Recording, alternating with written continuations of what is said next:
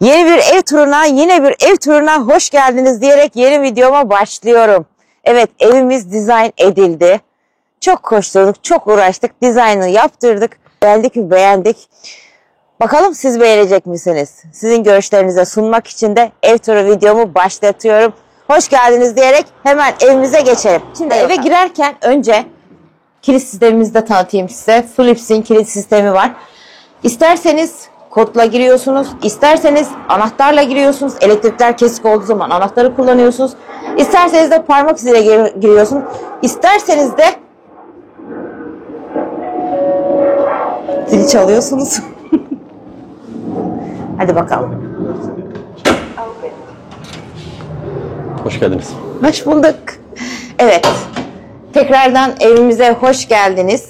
Evet, evimizi tanıtmaya yine ben varım ama eşim yardım edecek. Çünkü bu evi inşa eden, bu evi yapan kendisi. Hadi bakalım.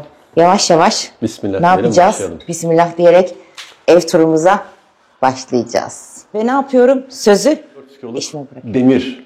El yapımı, özel yapım bir kapımız var. 2.7 metre yüksekliği var. 1.5 metre genişliği var. Giriş düğmeleri, ışıklandırma, bahçeyi içerisi dışarısı. Biz bu duvarı 14 metre boyunca Kleidin'le, alüminyum Kleidin'le süsledik. Renk, dizayn, şekil her bir evde farklı. Bu evde koyu renkleri, gri tonları, siyah tonlarını özellikle seçtik. O şekilde kullandık. Hani tahtayla mesela siyahın birleşimi çok farklı oluyor. Güzel bir şekilde ortaya çıkıyor. Açık bir duvarda daha farklı bir duruşu var. Tavanlar beyaz. Burada mesela elektrik sisteminde bakarsanız her şeyi biz burada simetri olarak uygulamaya çalışıyoruz. En hassas olduğum konulardan birisi. Double Downlight kullandık her birinde. Downlight atom lambası mı oluyor Türkiye'deki? İşte Hiç bilmiyorum. bazı terimleri Türkçesini karıştırabilirim veya yanlış söyleyebilirim. Hakkınızı edin, kusura bakmayın. Evimizin girişi bu şekilde. Sağ tarafımızda ofisimiz var. Ofisimizde bu şekilde bir duvar panel uyguladık. Hem rafları hem evrakları kullanabilecek, hem aksesuarı güzel gösteriyor. Burada ofis masamız bu şekilde. Ofiste çalışırken de insanların böyle evraklarla, işlemlerle bilmem boğulmaması için kafamızda çizdiğimiz şey, açtığınız zaman çift sürgülü kapıyla böyle çok güzel botanik bir bahçeye çıkıyorsun. Hem temiz hava, yüksek, zaten tavanımız 3 metre. Kapılarımız 2.7 metre. İçeride kullandığımız bütün kapılar, bu taraftaki kapılar 2.7 metre, aşağıdakiler alt katımızdaki tavan 3.5 metre. Orada da gösterdi. Burada yürüyüş yolları yaptık. Buradan hem havuza geçebiliyorsun, hem arka bahçeye geçebiliyorsun. Hem de öne. Öne geçebiliyorsun. İstersen oradan bir bak babacığım.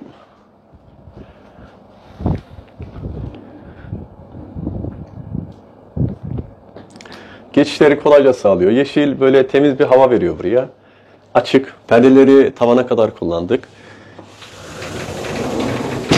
Kullandığımız malzemelerde en iyisini kullanıp güzel bir iş ortaya çıkartmaya çalışıyoruz. En sevdiğim, sözünü keseceğim de en sevdiğim bu kapının 2 tane açılması. Çünkü hani tek açılıyordu, hani sadece bura kalıyordu ya. Evet. Şimdi açtığın zaman 2 tane açılıyor ve buraya kadar 2 açılıyor. metre kadar kapı açılıyor. Aynen. Yani 3 metre yakın bir tavan açıklığıyla beraber güzel bir temiz hava sağlıyor içeriye. Burada girişte bir misafir tuvaletimiz var. Misafir tuvaletimizde KitKat dedikleri bu özel el yapımı İspanyol bir taş kullandık burada. El yapımıdır bu taşların her biri. Bunu komple mermer bir tezgahla, benchle devam ettirdik. Mermer bir lavabo kullandık. Bu çeşmelerin dikkat edersen tek mikser. Sıcağı soğuğu aynı şekilde kullanıyorsun. Lambaları yine mermer olaraktan, sesin tokluğu ve sesin güzelliği. Mermer iki çekmece. Mermer çekmecelerimiz mermer, siyah geberit tuvalet malzemeleri, sifonu kullandık. Ayna, buraya bakabilir misin? Ayna mesela burada tavandan geliyor, lavabonun üzerinden aşağı kadar devam ediyor. Hani biraz bende şey var, böyle işlemler birbirini devam edecek, takip edecek. O konulara biraz hassasım. Burada kullandığımız mesela aircon sistemi, havalandırma sistemi çok özel bir sistem. her bir odanın kendi sensörü var, kendi kontrolü var. Bunu telefondan, duvardan, telefondaki application'dan kullanabiliyorsun. Odanın birini 16, birini 20, birini 24 yapabiliyorsun. 14 ayrı bölgede klima sistemi var. Ve kullandığımız makinede shopping center'larda falan kullanıyorlar ama her yerde değil, pahalı yerlerde. Güzel bir makine, çok kaliteli, düzgün çalışan bir sistem. Buradayım. En kolay çektiğim ev turu bu oldu bence. Sen olunca çok kolay çekiyorum ev turlarını. Tabii. Çünkü ben anlatamıyorum. Çünkü herkes bildiği işi daha güzel anlatıyor, değil mi? Sinema odamız, misafir odamız, ikinci salonumuz. Burada çok amaçlı kullanılabilsin diye bu şekilde bir oda yaptık. Arkamızda barımız var, orada buzdolabımız var. Yine kullandığımız ayna, led sistemleri, yukarıdaki aksesuar olaraktan kullanılan rafımız. Koltukların rahatlığı. Koltuğu komple Lazoni. Bu arada biz bunları söyleyelim. Türkiye'de yaptırmıştık. Biz buranın ölçüsüne göre dizayn ettik, ayarlattırdık burayı. Tavanlarımızda burada 9 tane ayrı kutumuz var. Onların ışıklandırmasını 5 tane ayrı downlight'ta yaptık. Zaten içerinin aydınlanmasını normalde bu led ışıklar yeteri kadar karşılıyor. Bunlara destekledik. Onları şöyle gösterelim mi? Misafirlerimizi ağırlarken işte buradan salon, çünkü buradan 20-25 metre gidip geldi kilometre yapıyor. Artı Yani küçük bir kahve makinesi ve kahve fincanlarıyla da hani bir kahve desteklenebilir. yani destekleyebiliriz. Ön tarafa bakan güzel 600'e 2400 uzunca bir camımız var. Hem dışarıyı görebiliyor, hem aydınlatma alıyor, hem havalandırmayı sağlıyor. Perdelerimiz perdeyi siyah Linesmart, kullandık. Cengiz abiden. Cengiz abi selam olsun. Bir şeyde biz simetriye dikkat ediyoruz derken şunu anlatmaya çalışıyorum. Oradan girdiğin zaman havuzu, bahçeyi, yan bahçeyi görebiliyorsun. Merdivenden çıktığın zaman da ne ışık kaybı ne yer kaybı, hiçbir şekilde bir kaybımız. İşte sol tarafta olmuyor. Biz buraya bir mudroom, ne oluyor? Ayakkabılık, değil mi? Hı, ayakkabılık. Ayakkabılık. Giriş dolabı da deniyor, ayakkabılık da deniyor. Yine her bir yerde led kullandık. Siyah dolaplarla burayı tamamladık. İçeri git. Laundry'miz var burada. Laundry, çamaşırhane. Adı neydi? Burada ben hemen desteğe geliyorum. Geldim. Evet, kurutma makinamız var. Çamaşır makinamız var. Kuru temizleme makinamız var. Ama ben daha bunu açıp kullanmadım. Bunu açıp kullanıp denemek istiyorum. Kuru temizleme makinesi derken daha çok şey diyorlar. Kıyafet yenileme makinesi. Yani neden? Çünkü kıyafetler yıkandıkça yıpranıyor. Yıkanmadan hava sistemiyle, buhar sistemiyle kıyafetleri temizleyebiliyorsun. Bu şekilde genişçe bir bench koyduk. Buranın lavabosu var. Birbirine bağlı değil. Çoğu evlerde işte yapıyorlar ya, oradan hortum çıkıyor, lavabonun içinden sakıyor falan. Öyle şeyler kullanmıyoruz. Güzel açık bir şekilde shelf kullandık, raflar kullandık. Üzerleri komple dolap boylu boyunca. Altları dolap komple. Bütün çamaşır malzemeleri, paspastı, diğer malzemeleri kullanabiliyoruz. En sevdiğim ne? Çamaşır dolabı. Kirli çamaşır dolabı. Yukarıdan çamaşırları atıyorlar.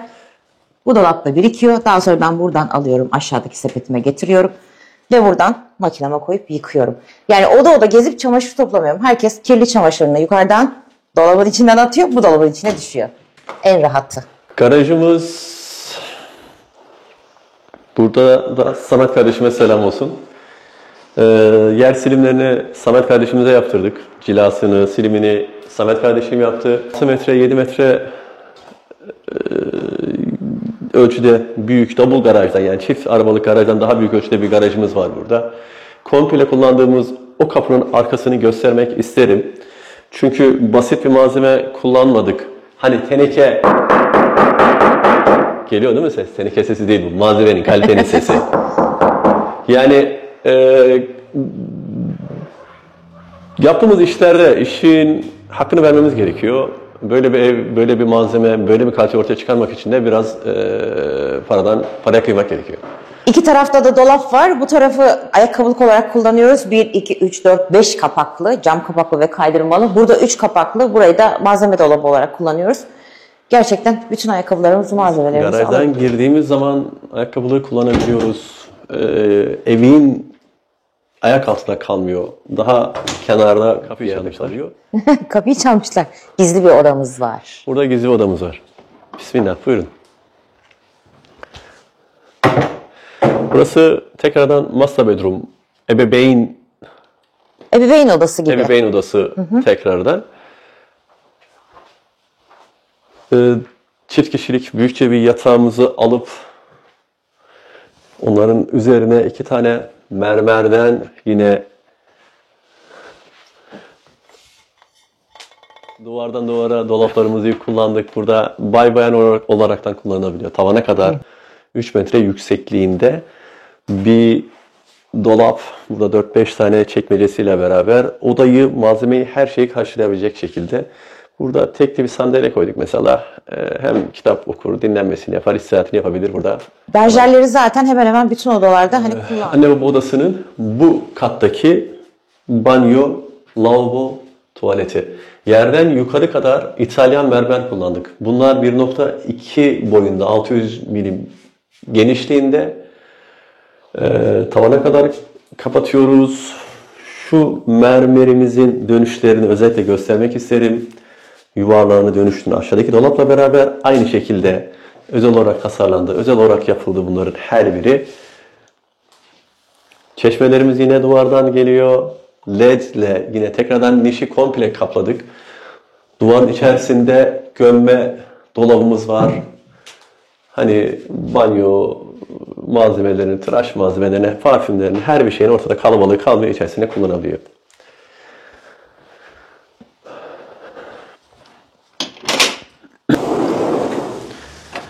Buranın courtyard, yani havalandırma alanı, yani bahçesi, artık ne olarak kullanmak istersen, adını ne koyarsan, buraya çıktığın zaman keyfini, kahveni yaptın, çayını içtin, oturdun, güzel keyfini yapabilirsin, havanı alabilirsin. Çok güzel bir alan.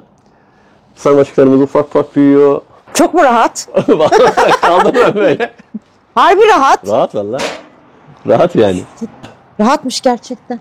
Vallahi. Hadi devam edelim. Devam edelim hadi. mi? Bismillah, hadi bakalım. Bitmez değil mi? Bitmez. Biz buranın fotoğrafını çektirmek için fotoğrafçıyı, kameramanı book yaptık.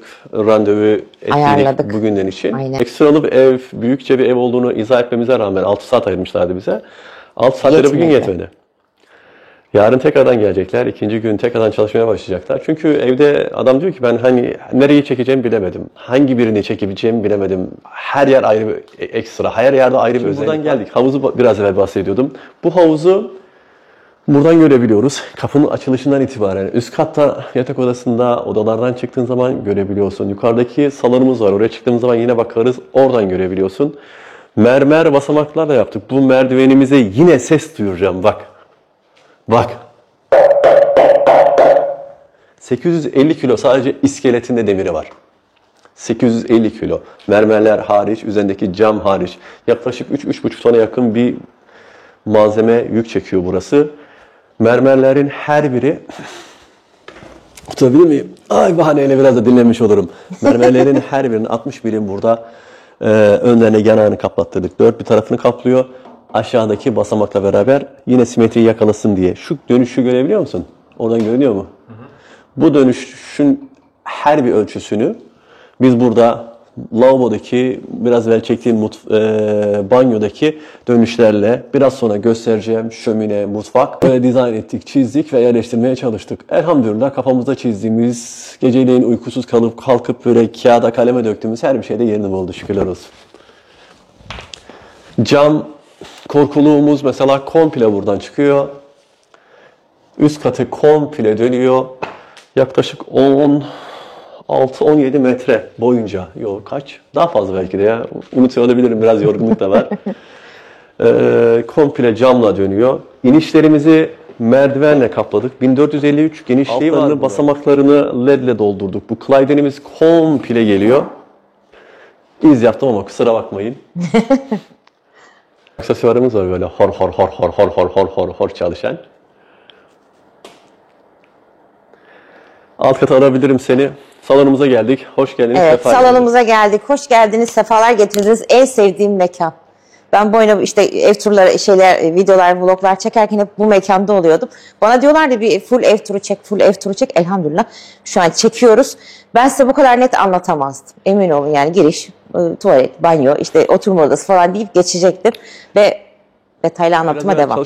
Çalışma odasına girdik. Çalışma odasından burayı görebiliyorsun. Çalışma odasından otururken bahçeyi, oradan arka bahçeyi, havuzu görüp seyredebiliyorsun. Aynı şekilde buradan da otururken bahçeyi, study'yi, çalışma odasını birbirini görebiliyor. Orada bu 3 metrelik camlarımız komple bu 3 duvarı da tavana kadar kaplıyor ve ışığı evin içerisine tamamen alabiliyor.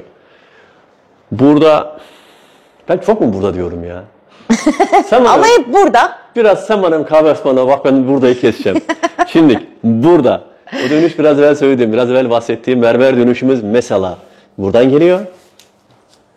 Dönüşümüz komple aynı simetri duvarda da devam ediyor. Biz bunları gerçekten hani ziyarete geldiğinde sen çoğu zaman çizdik. Çalışanlarla beraber onların aklının yetmediği, elinin yetmediği veya herhangi bir yere destek istedikleri yerde biz de elimizle uğraştık, çabaladık. Böyle bir şey ortaya çıkartmaya çalıştık. Allah'ımıza şükürler olsun. Elhamdülillah bize böyle bir şey nasip etti. Şöminemiz var burada. Eskiye marka. Eskiye marka kumandası buralarda bir yerde olması lazım. Eskiye marka 15 kW bir makine var. 1650 1.65 santim Türk ölçülerine göre söyleyeyim. 1650 genişliği var. Çok güçlü bir makine. Sadece tek başına makine evi ısıtmaya yetiyor. O derece güçlü bir makine. Mermerlerin altına komple LED yerleştirdik. Bu arada altı boştur buranın. Freestanding dedikleri. Altı boştur buranın. Hani biz bunu da böyle yaparken ben yaklaşık 90-95 kiloyum. Biz bunu yaparken böyle öyle süs olsun diye yapmadık. Oturabiliyoruz üstüne yani. Hani ona göre plan edildi, ona göre engineer çizildi. Sadece işte olsun. Zaten üzerindeki yüzlerce kilo mermer var üzerinde. Onunla beraber biz buraya komple ailecek otursak, buradan buraya komple ailecek otursak hepimiz taşıyacak şekilde güçlendirildi bu duvar. 3 metre. Bu tavanın biraz geri gidersen Oğuzhan abi. Bu kısmımız bizim tavan 3,5 metre. Camlarımız 3 metre. Hani benim boyumda 1,90 aşağı yukarı bu seviyede anlaşılabilir diye sadece birazdan uzaktan çekmesini istedim Oğuzhan'dan. Camların genişliği bu duvarın 12 metre boyunca komple gün ışığı evin her bir yerden içeriye giriyor. Güneş hiç doğuşundan batışına kadar hiçbir şekilde kesilmiyor. Perdelerimizi sanıyorum kumanda gördüm orada. En sevdiğim kolaylığım. Gerçekten kolaylığım. En sevdiğim. Tek düğmeyle bütün perdeleri kapatabiliyorum.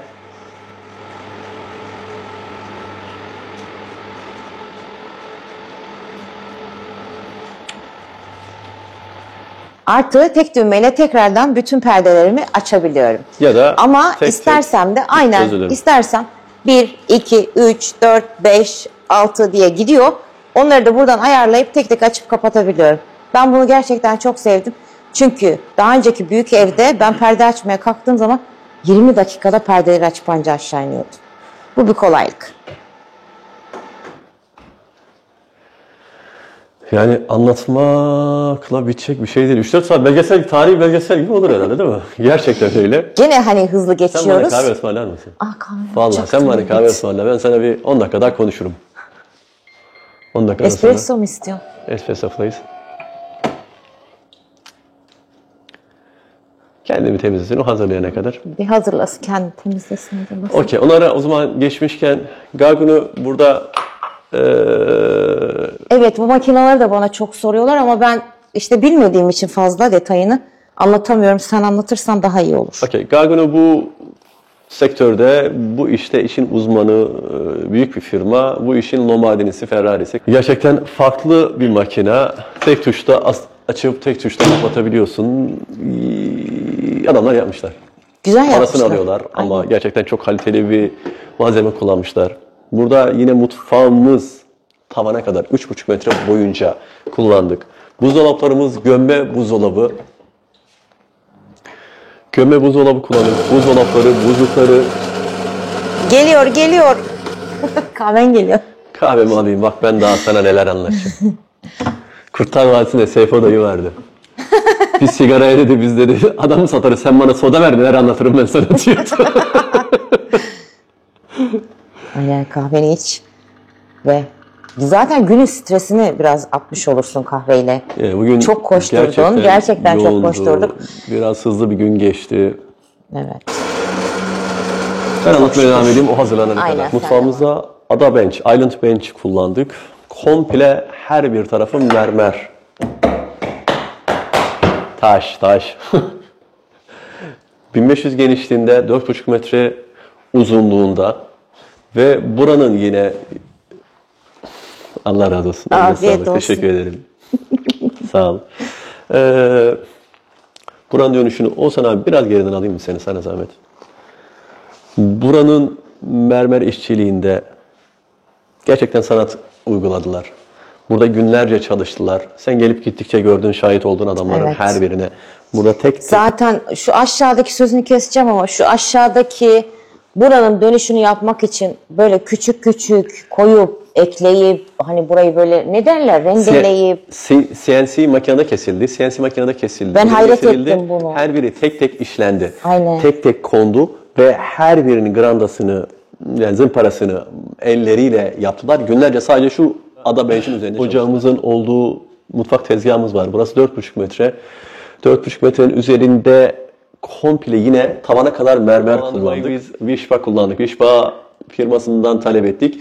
Bu malzemeyi bize İsviçre'den getirttirdiler. Kendileri normalde hazırda satılan bir ürün değil. Bu şekilde yuvarlak olaraktan 2 metre yüksekliğinde tek parça olaraktan satılan, ellerinde bulunan malzeme değildi. Sağ olsunlar, siparişlerini verdik. 3,5 ay kadar da bekledik. Gargana yine elektrikli induction, elektrikli ocak. Kahve başlamadı daha. Ocak. Ve yine aynı şekilde göstereceğim. Hani kimse kusura bakmasın ya, hani fazla tevazu cahili alim yapar ya da işte konuşturur, neyse. Biz dediğim gibi işimizi severek yapmaya çalışıyoruz. Sanatı da işin içine koymaya çalışıyoruz. Bunların her biri bir sanat. Normalde bunun içerisinde çok özel bir işçilik var. Şurayı göstereyim mesela.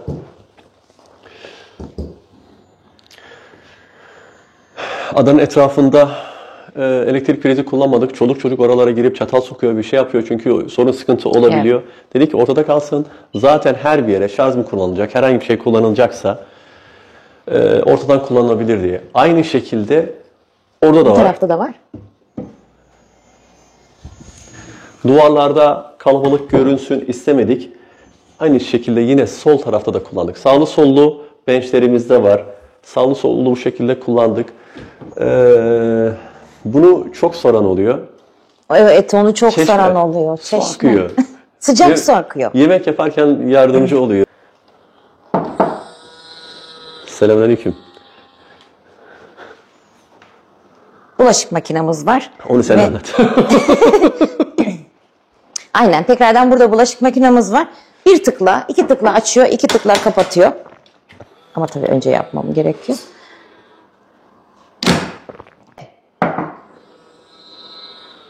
Tıklamayla açıyor, tıklamayla kapatıyor. Tekrardan aşağıda dolaplarımız var. Bu taraflar hep dolap olarak kullanıldı. Bu tarafta çekmeceler olarak kullanıldı. Ama çekmeceler de dolap genişliğinde olduğu için alttaki ikişer çekmece hep dolap genişliğinde olduğu için bayağı bir şeylerimizi alıyor. Kahve iyi geldi mi? Göreceğiz. Göreceğiz şimdi. Göreceğiz. Nasıl, performans nasıl olacak? Göreceğiz. Evet, bu çeşmenin özelliği de en sevdiğim. Bulaşık yıkarken, lavabo temizlerken bu özellik artı fiskiye sistemiyle olan şey. Nero malzemesini kullandık. Şu dizaynı, şekli özellikle hoşumuza gitti. Böyle bir işçiliği var burada. Vallahi nereler anlatayım ben size daha başka. Mutfak... Çöpler de gizli bu arada. Çöplerimiz de gizli. Yani büyük ve gizli. 2 tane kabinet olarak, Kullanabiliyoruz. recycle olarak ve normal çöp olarak kullanabiliyoruz. Dolaplarımız yerden tavana kadar buradan 3,5 metre yüksekliğinde, 5,5 metre genişliğinde. Kiler, dolap, erzak malzemesi, her bir şey kullanabilecek şekilde ayarlandı, dizayn edildi. Çekmeceleri var, ayrı ayrı bölmeleri var. Buradaki çekmecelerimizde yine her biri hani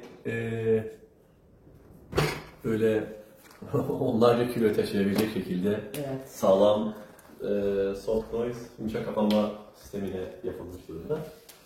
Sizi bu tarafa doğru alabilirim. Buzdolaplarını gösterdin mi? Buzdolaplarını biraz daha gösterdik. Gömme buzdolaplarımız var dedik biraz evvel burada. İki taraflı. Biri sağ tarafa açılıyor, biri sol tarafa açılıyor. Altta buzluklarımız var. Burada bir tane daha buzdolabımız var. Yine aynı şekilde buzluğu altta, buzdolabı üst kısımda.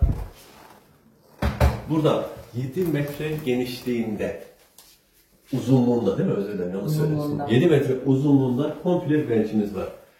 Burada Mila ocak kullandık, Mila fırın kullandık, Vişma davulmaz havalandırma kullandık. Karşı tarafımızda sarmaşıklarımız var. Onlar büyüyorlar. Onlar büyüdüğü zaman karşı tersi komple saracaklar. Yeşilliğimiz olacak. İnşallah. Çift, Allah nasip ederse çift gözlü lavabo kullandık. Yine aynı şekilde kullanımı kolaylaştıran, çeşmeyi sıcağı soğuk kolay bir şekilde kullanabileceğimiz. Bulaşık makinamız yine tekrardan burada var. Çöp olarak ben böyle göstereyim. Gerçekten çok rahat ediyorum. Recycle'larımı, plastiklerimi oraya koyuyorum. Normal çöplerimi buraya atıyorum. 9 metre yakın komple üst tarafı dolap olarak kullandık. 12 tane dolap var üst tarafta. 12 ayrı kapak var değil mi? Evet. Biliyorsunuz her zaman silgiden dolayı. Böyle geçelim mi bahçeye çıkar mıyız? Geçelim istersen ilk önce. Kapılarımız 3 metre uzunluğu yine şuradan anlaşılır. Benle daha iyi anlaşılır aslında. Evet, benle daha iyi anlaşılır. Sen standartların üstünde olduğun için. Benle daha iyi anlaşılıyor. Mutfak dolaplarıyla benle çok iyi anlaşıyor. Burası ikinci mutfağımız. Çift taraflı. Buradan hem arka bahçemize hem ön bahçemize çıkabilmek için 2 taraflı kapı kullandık.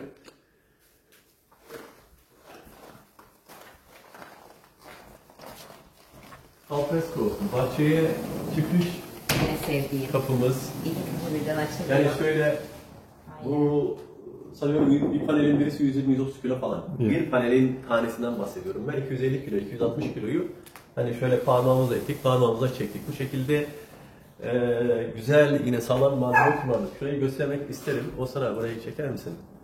Hani İtalyan malı, kilitleri, malzemeleri, tekerleri, sistemi.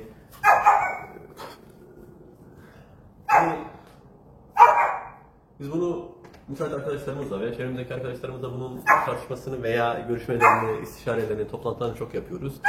Bana diyorlar ki çok harcamıyor musun? Çok harcamıyor muyum? Burada bir insan oturacak. Ben oturayım, başkası otursun. Yaptığım onlarca evin içerisinde ben hiçbir zaman malzemeden çalayım da cebime 3 kuruş fazla para koyayım derdinde olmadım. Düzgün malzeme kullanalım, arkamızdan beddua değil dua alalım derdimiz. Bahçemize geçelim. Buyurun. Bahçemizi görelim, bahçemizi beraber gezelim. Alfresco olarak da geçiyor burada şeyimiz. Dış balkon, dış alan, dış mekan. Burada alt sandalyeli yuvarlak bir masa, yine bunu Türkiye'de yaptırmıştık. Mazoli'de yaptırmıştık. Bu şekilde güzel de oturdu, güzel de yakıştı, oldu sanıyorum malzemeye. Dışarıya biz gazlı barbekü koyduk. Dışarıda yine bir bar buzdolabımız var. Renkli değil mi? Güzel olmuş mu? Teşekkürler. Dışarıda yine temizliğe kullanılabilsin diye lavabosu, çeşmesi, sıcak ve soğuk suyu var. Var. Ondan sonra bahçemizi biz bu şekilde dizayn ettik. Baklava dilimleriyle süsledik. Onlarına Bir şey bol biraz söyleyeceğim. yeserdim. Bu baklava dilimlerinin sadece burası gördüğümüz taş değil. He. Altına bunların beton atıldı. Evet. Hani taşlar oynama yapmaz, mümkün değil. Çünkü altında beton var. Evet, bunların her birinin altında 200-250 sanıyorum 250 mil derinliğinde beton var. Biz bunu ona göre yaptırdık ki normalde bize bahçeli demişti ki biz bu bluestone taşları alıyoruz, toprağın üzerine şöyle sağlamlaştırıyoruz, koyuyoruz. O dedik bize uymaz çünkü burada insan basacak, çoluk çocuk basacak. Yeşillendirmemizi ve ışıklandırmamızı bu şekilde yaptık. Güzel olduğuna inanıyorum. Renkli, değişik, daha yeni büyüyorlar. Hatun da sevdi sağ olsun. O benden daha çok toprak istedi, arazi istedi. Traktör süreyim, şöyle yeşilliğim olsun dedi. Buğday ekeyim, böyle hasat biçeyim falan dedi. Ya biz de seviyoruz. Hani yeşil, güzel, bahçe, doğa, şöyle ata bin gez falan ama benim işim bu. Ben işimi yapmak, işimi icra etmek zorundayım ama işte burada ben müşteri gezdiriyorum, müşterilere evi sunuyorum, gösteriyorum, tanıtıyorum. Çünkü dediğim gibi yaptığım ürünü göstermek ve sunmak zorundayım. Hani burada da konuşurken, anlatırken işte ben ilk zamanlar çekiniyordum. Ya işte hani Marka söylemeye çekiniyordu. Hani yeri geliyordu şu malzemeyi kullandım, kalite malzeme kullandım demeye çekiniyordu. Hani ama kendimizi şu an övmek- işi bu. kendimizi övmek anlamında değil. Yaptığımız iş ve şimdi yaptığımız işin hakkını vererekten en güzel şekilde yapmak için uğraşıyoruz. Biz mecburuz kullandığımız malzemeleri, markaları konuşmaya, söylemeye. Sonuçta müşteriler de izliyor değil mi? Tabii. Evin içerisinde yani bir liste yapıyoruz mesela ne vardığını. 180 tane falan downlight kullanmışız. 180 tane dediğimiz downlight, ben onunla 5 tane 6 tane ev yapıyorum normalde küçük evlerden, diğer tarafta yaptığımız evlerden. 125 metre LED ışık kullanmışız mesela. Dolapların içerisinde, benchlerin altında, orada burada. Burada yine ön tarafa kullandığımız gibi Bluestone doğal taş kullandık. Aynı şekilde ön tarafı takip ederekten geliyor bu şeklimiz. Ön tarafın tuğlasıyla oraya bir bahçe duvarı ördük. Arka duvarımızı komple sıvattırdık. Burada yan taraflardan biraz farklılığımız olsun diye. Havuz alanımıza geçtiğimiz zaman 6,5 metre, 3,5 metre burada havuz yaptık. Havuzumuzun da sen videoları çekmiştin. Havuzumuzda çalışan Avustralyalı bir şirkete yaptırdık. Çalışanlar Avustralyalıydı. Buralar arkadaşlar gerçekten temiz ve düzgün işleri vardı. Zaten görünüyordu. Her bir taşı tek tek elleriyle döşediler. Merdivenlerin dönüşünü, bu basamakların inişini biz dik, keskin yaptırmadık ki çoluk çocuk iniyor, büyük de fark etmez yani inerken elini, dizini, ayağını vurmasınlar diye. Hem güzel, yumuşak, sümük bir geçiş oluyor hem de bu şekilde güzel bir görüntü ortaya çıkıyor. Öyle inanıyoruz. Biz öyle düşünüyoruz. İnşallah öyledir. Full House burada... Full House ne diyor? Full House, havuz evi. Havuz evi. Havuz evi. Havuz evimizi yaptık. Sen bu tarafa gel baba. Sen bu tarafa gel. Yüzleri biliyorum ya, sıkıntı yok. Havuz evimizi yaptık. Havuz evimizde şöyle bir ağaç koyduk.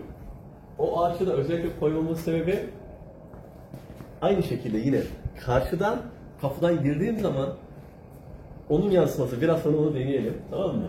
Şeyin ışıklarını kapatıyorsun. Havuzun yüzünden yansıması tavana kadar vuruyor. Çap! Beni çekiyor.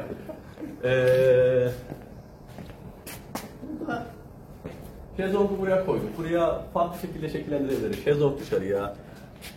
Dizayn olaraktan biraz daha sakin, biraz daha şey olaraktan sakin, sen gel bu tarafa. Sakın. Sen gel oğlum. Ha. Yine dışarı banyomuz, tuvaletimiz. Burada amaç ıslak olaraktan kimse içeriye girip çıkmasın. Dışarıda kullanılması için. Afyonka'da mangal yaparken, barbekü yaparken kullanılsın diye. Ama en güzeli şu lavabo güzelliğe bakar mısınız? Çok güzel olmuş o. Değil Ben mi? de çok beğendim. Bütün olaraktan. Artı yine dolap. Aynısı dolabını yine koyduk. Burada geniş bir alan. Şavası, banyosu, her bir şeyiyle. Ya bilmiyorum ya, bence güzel oldu. Bence de güzel oldu. Taşlar özellikle çok güzel oldu. Orası gene havuz odasının Havuz odası, malzemelerini koyduğumuz havuz oda. malzemelerini, makinalarını, ısıtma soğutma sistemi, temizleme sistemini koyduğumuz Ne güzel odamız. görünüyor bak yukarıdaki şey. Değil mi? Yes.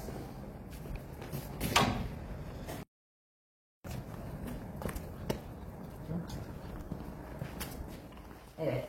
İçeri. İnşallah tekrardan. Yukarı geçebiliriz. Buralarda bir şey kaldı mı derken. Evet. Aydınlatma. Bu siyah silindirleri özellikle sadece aynı belki aydınlatması için. Sadece bunu yaptığımız zaman mutfak kısmından hoş bir ışık sağlıyor. Bir ünite almasın diye bu şekilde geçişler yaptık. Gri kapaklarımızı mesela özellikle yaptırdık. Onlar özel yapım, özel kesim, özel boyandı. Her biri. Yavaş yavaş yukarı doğru geçerken. Vardır daha atladığımız çok bir şeyler de. Tahtaların dizaynı mesela, tahtaları da böyle değişik kullandık ya. Herman yollardaki kesimine, onda da Enes ve Yunus kardeşler, Allah bin kere razı olsun. Adem kardeşle beraber çalışıyorlar. Çok emekleri geçti. Gerçekten güzel bir işçilik sağladılar burada. Ellerine, emeklerine sağlık.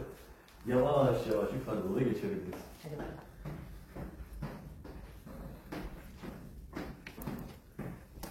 Yukarı doğru çıkarken merdivenin sağ tarafındaki bahçeyi görebilme, içeriği aydınlatma camını ikinci katta da aynı şekilde kullandık.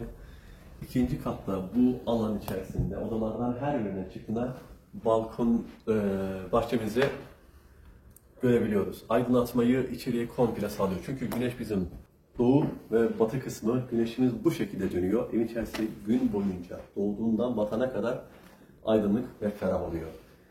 En önemli, en güzel yerlerden birine geldik. Yukarı katta ikinci katımızın salonu. Biz bu şekilde bir oturma sistemi kullandık. Burada küçük mini bir mutfak yaptık. Mini bar, buzdolabımız yine var. Kahve makinemiz burada var. Sıcak soğuk suyumuz çeşmemizden mevcut. Soda yapıyor. Sıcak su, soğuk su anında yapıyor.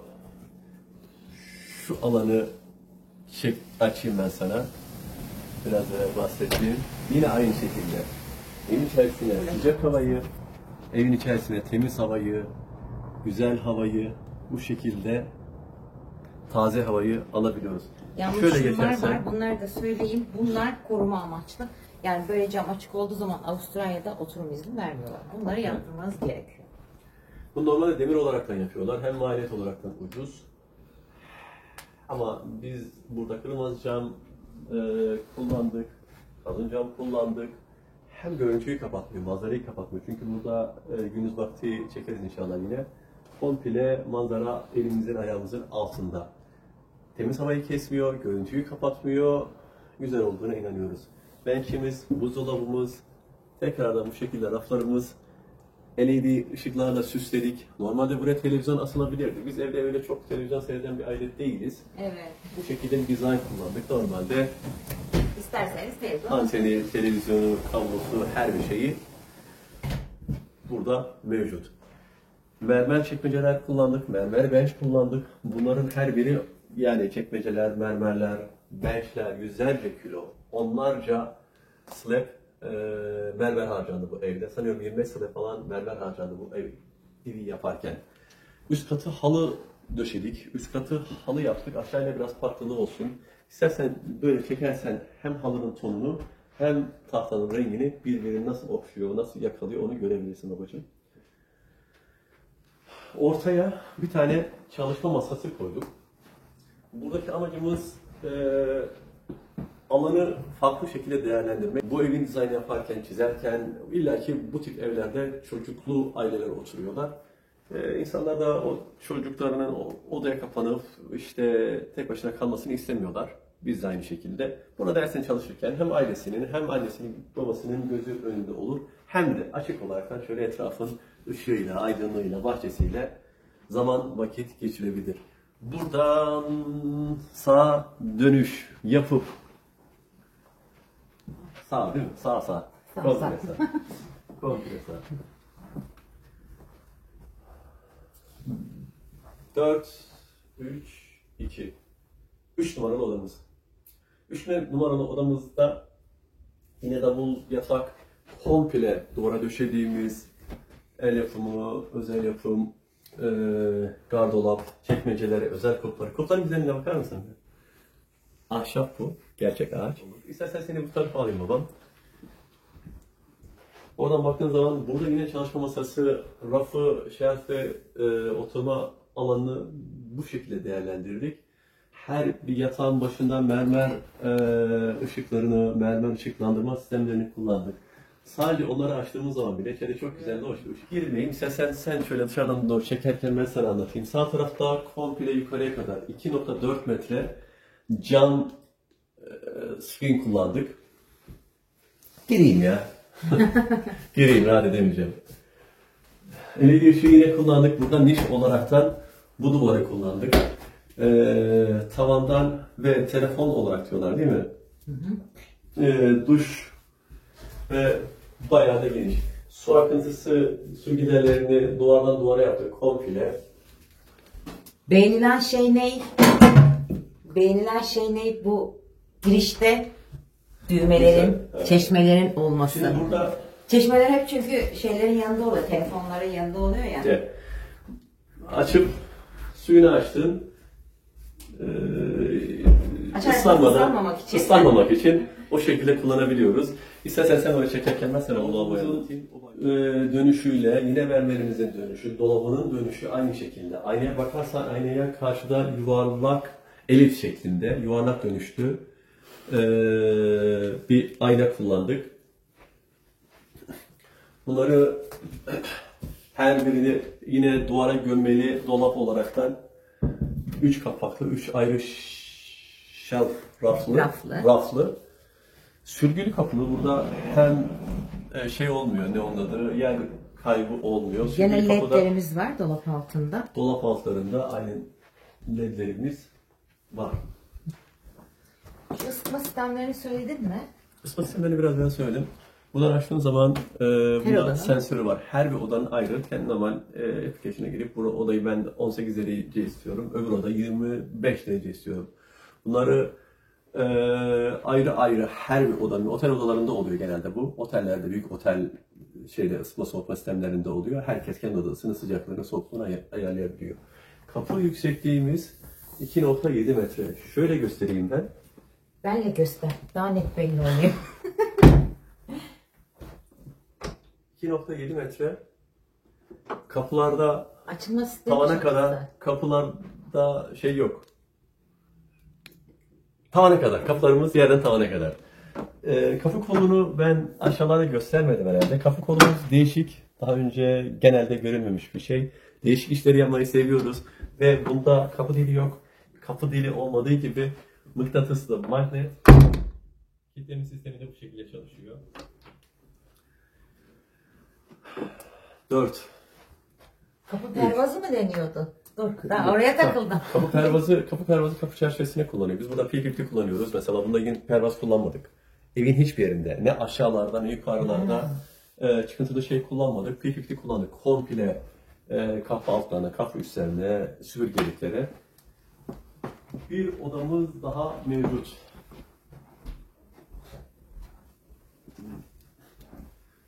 Bir odamız daha mevcut. Orada dönüşlerini bu şekilde dizayn ettik. Odamızın şekli bu şekilde. Sen istersen bu tarafa geç. Yer değiştirelim. Yer değiştirerekten bakalım. Yine aynı şekilde. Komple. Ne oldu, uykum mu geldi? Ama çok rahat. Yeah. Gerçekten çok rahat.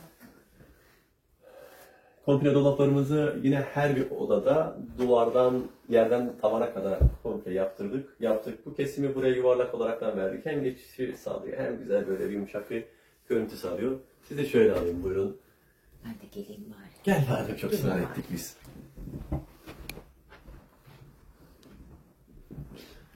Koridorumuzdan geçerken biraz önce çalışma masası bahsettik. Her evde yüklük, çamaşırlık, işte çarşaf, yorgan, yastık, havlu dolabı olarak kullanmak için üst katın orta tarafını, wow, benim banyom. Eşanı. Dizayn olaraktan ben bu şeyi çok seviyorum. Güzel çünkü. Yaklaşık 4,5 metre uzunluğunda 3,5 metre genişliğinde burası. Bir küvet koyduk. 220 kilo, yanlış hatırlamıyorsam biz bunu çıkartırken çok zorlanmıştık. Çünkü 2 tane var, 2 taraflı. Kamyonların indirirken de dahil 220 kilo, öyle plastik fiberglass falan bir şey değil. Yani harbi dolu bir malzeme. Taş nişleri boylu boyunca ledle beraber kullandık.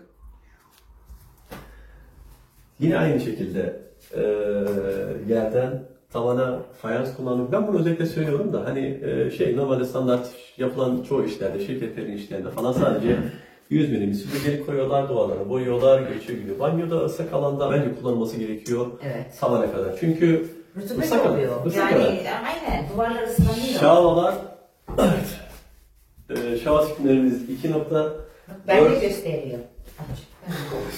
2.4 metre.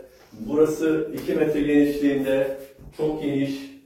Aynı şekilde yine mikserleri biz duvara, kapıya yakın yere kullanıyoruz. Ama bak oradaki pencere de var. Bunu gündüz göstermek isterim. Burada skylight'ımız var. Yıldızları seyretmek için. Yıldızları seyrederekten düşünüp aynen yapabiliyorsun. Veya gün ışığında, güneşi görerekten Evet. aydınlık bir şekilde. Dolaplar. Dolaplarımız komple gömme, duvarların içerisinde rafları var, aynaların içerisine kullandık. LED ışıkları yine aynı şekilde dolapların altına kullandık. Burada şöyle dediğimiz malzememiz var. Dışarıda cam çerçevesine kullandığımız şekli Burada da. buraya da aynı şekilde sağlı sollu koymak istedik. Banyo dizayn şekillerini birkaç şekilde kullandık. Burada siyah, orada biraz kahverengi siyah. Yuvarlaklı kullandık. Aşağıdaki iki banyoda. Bu köşeli sağ sol. Sağ. Ben göstereceğim burayı. Evet. Çamaşırları buradan atıyoruz. Ve aşağıdaki çamaşır dolabıma gidiyor. Çamaşırların içerisine Evet, direktmen iniyor. direkt. Onu devamlı bana soruyorlar çünkü o yüzden göstermek istedim. Buyurun. Yukarıya biz bir tane daha, istersen sen şöyle geç baba. Ama oranın aynası nasıl? Aynası güzel olmuş değil mi? Yeah. Yukarıdaki mermer yine plastik değil, fiberglass değil. Böyle çakma, çukma, yandan çırpma bir şey değil. Hani aynı dizayna mermeri kullandık. Lavabo, şant bu şekilde kullandık. Bu aynayı sevdik. Buraya yakışacağına inandık. Gerçekten de güzel durdu. Bir iki tane ayna aldık hatta biz buraya için. Ayrı ayrı denedik. Ama özellikle bunda karar kıldık. LED ışık, geberit tuvalet sistemi kullandık. Sayacak çok şey var da sanki Menteşeleri tuvaletin mesela siyah kullandın ya böyle biraz daha dikkat çekici oldu. kapı menteşesi her bir kapıda 4'er tane çünkü 2.7 ve ağır kapılar olduğu için 4'er menteşe kullandık. Evet. Eyşan Sultanımın odası. Evet. Eyşan Sultan'ın odası. Şöyle istersen yavaşça burayı güzel bir şekilde geç. Göster. Cam kapaklı, ahşap, özel, el yapımı, komple ışıklandırmalı bir soyunma odası, soyunma dolabı. Buradaki aksesuarları, çantalarını koyabildiği, kullanabildiği, sergilediği ayrı ayrı rafları var. Yavaş yavaş içeri doğru girerken biz buraya özel bir bench yapmıştık. Sadece bu oda için ayrı değişik bir taş istemiştik. Hem Eyşan'ın zevkine, renklerine, keyfine uygun hem de onu böyle yakalayacak bir şey olsun dedik. Bu Brezilya'dan gelme bir taş. Aşağıda kullandığımız taşlarda Türkiye'den gelme taşlar da var. Değişik değişik mermer kullandık. Dediğim gibi 25 sıranın üzerinde mermer kullandık bu evde. Her birinde ayrı bir nakış var. Çünkü aşağıdaki tonları gri, siyah, tahta evin genelinde var. Mermerin içerisinde biz biraz sonra gösteririm. Aynı renkleri yakalayabileceğimiz dizayn modeli seçmeye çalıştık. Doğal olduğu için ve yakaladık. Güzel bir seçim olduğuna da inanıyorum. İstersen seni böyle alayım. Bu tarafa doğru çekelim. Gel hatun sen bunu. 6 metreye 4 metre uzunlamasına bir yatak odası. Yatak çok büyük. Yani koltuk çok büyük. Ona rağmen çok ya da genişçe bir alanımız var. Yine mermer, mermer, yine ışıkları kullandık. Üst tarafta komple 2.4 metre aydınlatma bir ışığımız var. Önde caddeyi görebildiği, bahçeyi görebileceği, ön tarafta bir penceremiz daha var.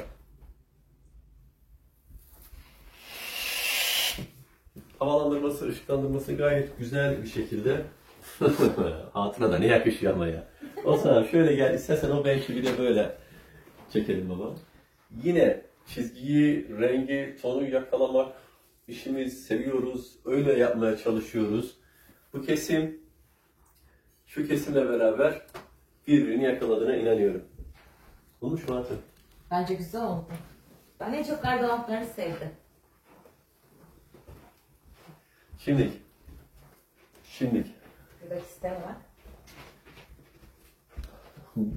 buradan kapıyı açtığında gün ışığı, havuz, karşı taraftaki yeşili manzarayı komple görebiliyorsun. Merdiven ve ışıklandırmayla beraber her biri birbirini yakalayan bir simetrisi var.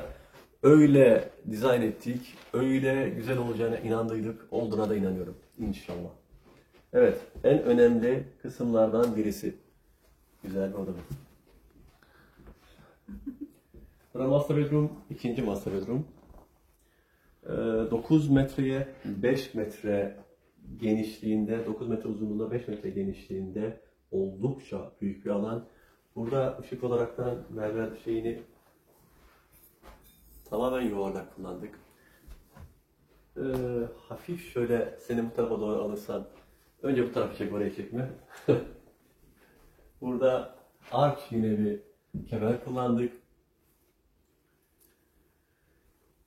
Arch kemeri ikincisini burada kullandık. Bura ebeveyn banyo.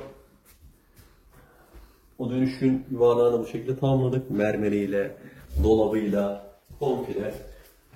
Yine dönüşü bu şekilde verdik. İtalyan bir taş bu kullandığımız. Yine el yapımı çok güzel bir taş. Seni şöyle ortaya alayım. O simetriyi biz nasıl yakaladığımızı şurada göstermek isterim. Şu çizgide arşları görüyorsun, lambayı görüyorsun, havalandırmayı görüyorsun, üzerindeki durduğun skylight'ı görüyorsun. Şimdi bu çizimi de şöyle bakabilir misin mesela?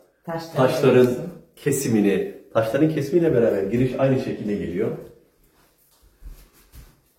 O kesim tavana kadar çıkıyor. İşte hani vur geç yanmıyoruz. İşimizi severek de yapıyoruz derken bunu anlatmaya çalışıyorum. Ben zaman harcıyorum. Gerçekten burada tecrübemizi ortaya koymaya çalışıyoruz. Daha iyisini her bir seferinde yapmaya çalışıyoruz. Ama şu ana kadar yaptığımız en güzel işlerden birisi bu olduğuna inanıyorum. Doğru mu? Evet, aynen. Şaman içerisini göstermek isterim. Burası 4,5 metreye 3,5 metre bir banyo komple olaraktan çift taraflı. Niş olaraktan yine tekrardan ışıklandırmasını LED şekilde burada yaptık. Aynı şekilde yine diğer taraflarda kullandığımızda burada suyu açıyorsun, normal suyunu ısınırken sen ıslamadan kullanabiliyorsun. Özür dilerim ama burada lavabomuz hani çok lavabomuz, tuvaletimiz bu şekilde özel kendi kapısı ayrı kapatılabiliyor. Küvetimiz yine boylu boyunca. Buranın arkasında tekrardan freestanding bir çeşme kullandık. Yerden doğru geliyor. Onu gösterebilirsin orada. Yerden doğru geliyor. Yine komple o biraz evvel bahsettiğim küvetimizden kullandık. Her bir banyomuzda dikkatinizi çektiyse freestanding altlarında yükü yok ama çık üzerinde otur o şekilde yapılmış, imal edilmiş malzeme ve işçilik komple burada bulunmakta. Yine Evet. led var zaten. Led sistemi. Aynı şekilde yine komple gömme olaraktan ayna dolaplarımız içerisinde, dolap içerisine gömüyoruz aynaları, yer kazanmak ve güzel bir görüntü sağlamak. LED ışıklandırmamızı hem buraya koyuyoruz. Mesela şunu yaktığın zaman içeride yine güzel, hoş böyle tatlı, temiz bir ışığı oluyor. Evet, yaparken bayağı uğraştığımız, emek harcadığımız ayrı bir dolabımız. Burada walk-in ne oluyor? Yürünebilir gardolabı diyorlar. Bir gardolabı. Soyunma odası da Ağaç diyorlar. olaraktan içeri giriyorsun. Aynayla beraber güzelleştiğine inanıyorum. Bench'in altında aynası, üstünde aynası tavana kadar. Seni şöyle alayım abi. Önce ben geçeyim şöyle. Sen öyle geç. Seni de böyle alayım. Komple yerden tavana kadar 5 metre uzunluğunda Yaklaşık 28 tane ayrı kapak var. Cam kapakları var bu dolapların içerisinde. Her birinin içerisinde led ışıklandırması, karşı tarafta çekmecelerle yaptığımız. Daha ben dizmedim bunların içine. Daha oraya gelemedim. Valla burası bir shop sanki değil mi? Bir shop havası var, bir alışveriş Evet. merkezi havası var. Güzel oldu, güzel oldu. Bu da yine havalandırmayı sağlamak için komple açılabilir, temiz havayı içerisine alabileceğin. Caddeyi görebiliyorsun ama dışarıdan seni görmeleri neredeyse imkansız gibi. Çünkü bu tuğlanın örüm şekli, özelliği, malzemesi içeriği sana screen perde gibi gösteriyor. Altını ve üstünü buranın açık bıraktık. Işığı, yağmur alabilsin. Yağmur yağarken bile seyredebiliyorsun. Güzel de oluyor. Güzel oldu. Değişik bir dizayn oldu. Anlatılacak, atladığımız eminim onlarca daha özellikler var. Bu sadece zaten inşaatın siz görebildiğiniz, gördüğünüz dış kısmı, dış noktaları, boyanın dışı, o boyanın içerisinde, duvarların içerisinde yapılan işçilik, emek, özellikle kullanılan malzeme, farklı farklı onlarca işlem var, malzeme var, yapı var, emek var, alıntı. Evet, evin içini gördünüz. Bakalım şimdi biraz da dışına göz atalım. Şöyle bir Evet, bahçemizi gezelim. Buyurun. Yine bahçemizi sen anlatabilirsin. Fırçalarımızı kullandık, çiçeklerimiz, ağaçlarımız yeşillemeye başladı zaten. Evin uyumuyla, dizaynıyla bir olsun, şekiller birbirini yakalasın, çiçekler, bitkiler de birbirini yakalasın diye bir şekilde böyle bir dizayn kullandık. Ön tarafta kullandığımız bu bitkileri çok seviyorum. Gerçekten hem büyük duruyor, hem yeşil duruyor, hem de böyle sanki yapay duruyor değil mi? Evin Gerçek çiçek. evin önünü kaplıyor, kapatıyor. Evin dışında kullandığımız malzemeler, şiratlarımız falan bunlar komple demir özel sacdan kaynatıldı, büküldü, yapıldı. Yapanların ellerine sağlık. Yukarıda kullandığımız blok tuğla, evin dışarısındaki stone taş, evin önündeki tuğlamız hepsi ayrı ayrı özel malzemeler. O tuğlayı biz Tazmanya'dan getirtirdik. El işçiliği bir malzeme. Kapı deseniz kapı 380-400 kiloya yakın sadece demir kapımız var. Evin içerisinde, evin önünde. Evin girişini, garaj kısmını komple marble, mermer taşla döşettirdik.